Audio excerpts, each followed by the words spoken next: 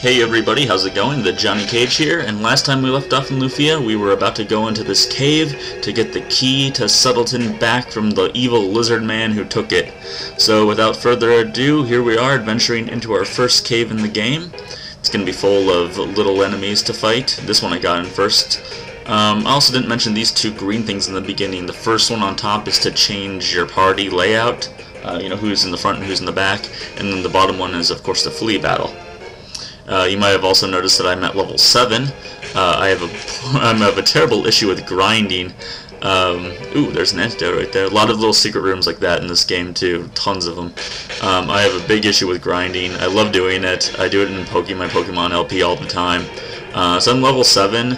I've probably been playing the game for what the game thinks is like 3 hours, when in reality I've only been playing it for like 45 minutes probably. You don't have to be level 7 at all. You could probably be closer to like level 3 or 4, I would say, at this point. You're going to run into some tougher guys though down here. You have the mushrooms, which aren't in the overworld. They're a little bit tougher. As you can see, it takes about 18-19 damage there to take them out, and you have to navigate around here, taking out a couple of guys before you can get down this staircase. But don't worry about being up to level 7, because if you tried to do this without a quick enough speed, then it would be a huge issue. Here are some bats that are also not in the overworld. They're interesting because they're pretty easy all in all, but most of the time they will either attack, they will escape, or they will call for a friend, another bat, to join them in the battle. So it can be a good way to grind some time, or if you're not a high enough level, it can be pretty difficult to take them out early on. But anyhow, I haven't shown you guys the menu yet to this game. So let's take a little look around. Here's the scenario, just for scenario items, nothing big there. There's a configuration, change, that's for your party layout, status, that'll show you your equipment, your stats, and then equipment is pretty much the same thing. They also have the strongest option, which they have in a lot of Final Fantasies, to just automatically give you guys the strongest stuff. Capsules for the capsule monsters we'll talk about later on. They're kind of like the Pokemon, I guess, in this game. So many little monsters everywhere. Those are my spells I talked about briefly last time, and then of course items. So there you go. That's how the menu is laid out. I can't believe I didn't show that in the first part. But so we got some arrows here. We can just jump down there after hitting that switch. That switch will lead you down here, and here we have another enemy. We got him first, the spider. The spider's pretty tough. As you can see, I wasn't able to kill him in one shot, and he's got about a 25% chance of poisoning you. So if you run into one of them in a battle, you probably want to take them out before you take out anything else. These little glyphs on the ground, these give you full HP and MP, and the pentagram one is a save point, because I've stumbled into the room with the final boss in it, and I'm gonna leave, because I did not mean to go this way. I wasn't positive that was the end of the cave, but that's where the boss is. But first I think I'll go through and explore this a bit, rather than give you guys a 4-minute long video. I'm up to like 3:15 right now. We'll show you some of the other alternate paths you can go. If the battles become too much later on, especially if they're affecting the overall length of a video past the 15-minute mark, then I'm going to start cutting them out. But right now, as long as I can one-hit kill these guys, I'll just keep them in, try to give you an idea of the amount of damage. This is a part you have to come back to much later on. You need the hook shot to get across there. Very Zelda-like. There are definitely some very Zelda parts to this game that are a lot like the temples in the Zelda games. So if you like Zelda, then actually this isn't too bad of a game if you're a Zelda fan, and an RPG fan, because it's got more RPG elements obviously than Zelda does. I've always been, there's always that great debate whether or not Zelda is considered an RPG.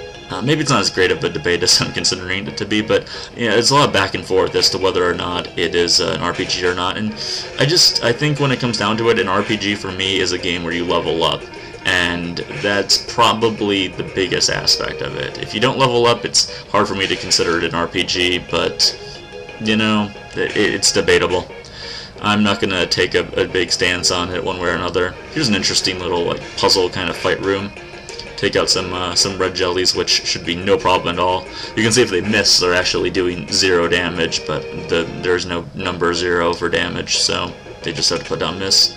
Here's a little puzzle, one of the just little ones that you'll run into very often. Just stand in one place and put that jar there and that jar there, and let's see what's in this room. We've got a life potion.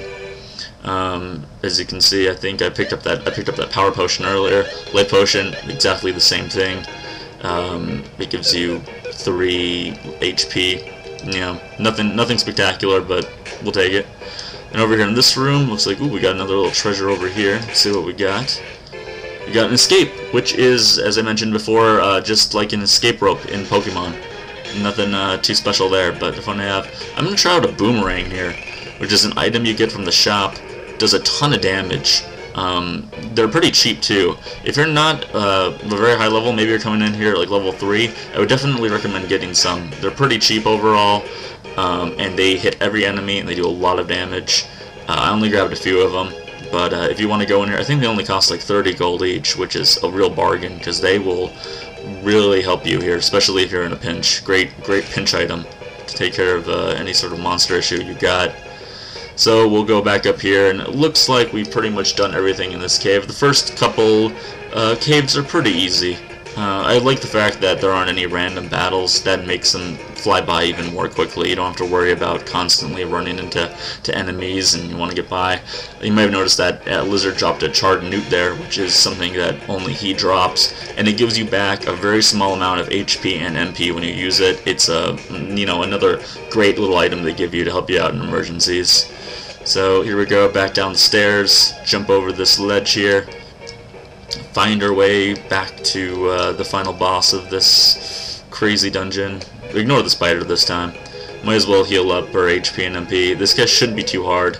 I think I'm just going to use boomerangs on him for the most part. I won't give you the key to the door.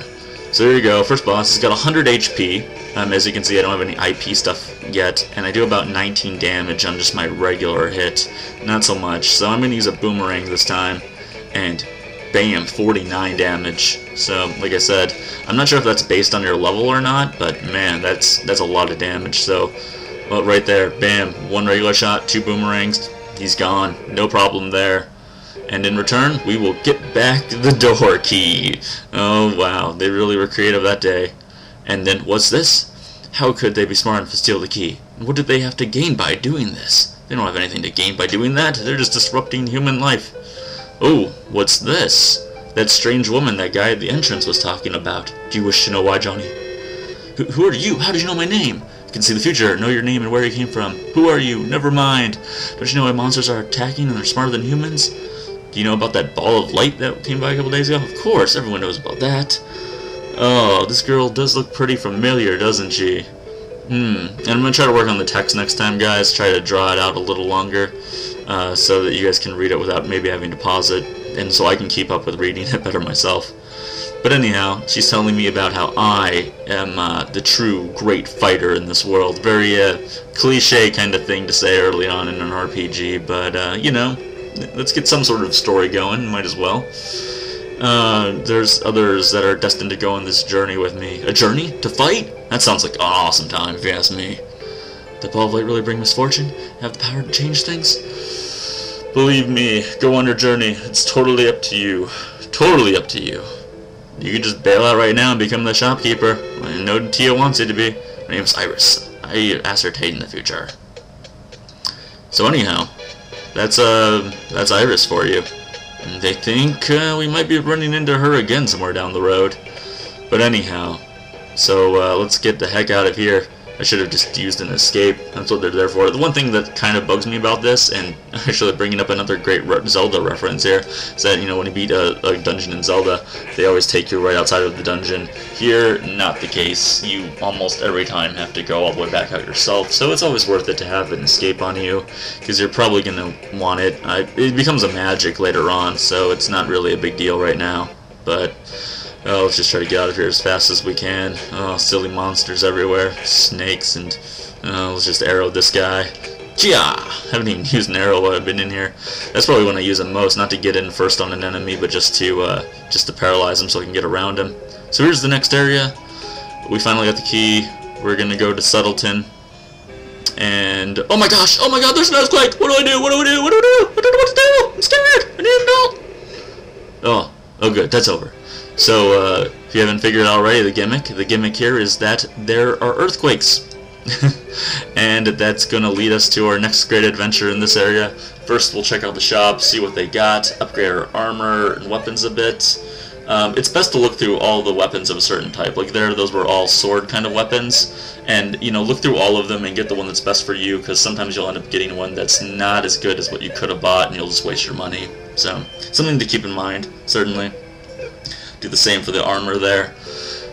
See what else we have in town. Again, not a lot of people in town tell you a lot of very interesting stuff. We'll check out the spell shop. Let's see what new stuff they have. They have Droplet, which is a basic water magic. Balls of water hit the enemy. And they also have Drowsy, which puts enemies to sleep sometimes, not all the time. Very expensive too, at 1,000 gold. Jeez. But let's see what these guys have to say. It's a massive catfish. Oh man, you've got a catfish issue. Oh, old man's crazy. Oh yeah, they really don't tell you much. Here's a tea shop. These places are very peculiar. The tea, it's very cheap. Like green tea, that appears not to do anything. It's just popular. This restores attack points. They all restore attack points. And HP. They're just such strange items. Like, why wouldn't I just buy potions? I don't know. It's kind of weird. But I don't think I'll ever get any tea unless I end up finding it. Anyhow, let's see what's going on in this big house right here.